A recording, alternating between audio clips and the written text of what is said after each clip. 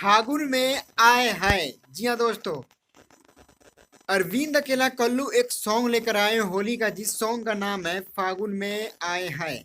इस सॉन्ग में आपको कॉमेडी से भरपूर रोमांस और होली का मतलब खेलते हुए हर चीज आपको इस गाने में दिखाई देगा कि होली को किस तरीके से मनाते हैं, होली में क्या होता है। और वो बिल्कुल कॉमेडी अवतार में इस गाने को म्यूजिक दिया है रोशन सिंह ने, और इस गाने को लिखा है अजय बच्चन ने। और इस गाने को ग्लोबल म्यूजिक जंक्शन भोजपुरी का जो नंबर 1 चैनल है, उस चैनल से इस गाने को रिलीज किया गया कल।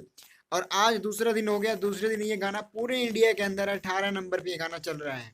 कहने का मतलब ये है कि होली का हर सीजन, साल में एक बार होली आता है। हर साल अरविंद अकेला कल्लू का एक ना एक सॉन्ग तांडव जरूर रचता है। और अब की बार भी ये गाना होली का अरविंद अकेला कल्लू का पहला गाना है होली का इस सीजन का।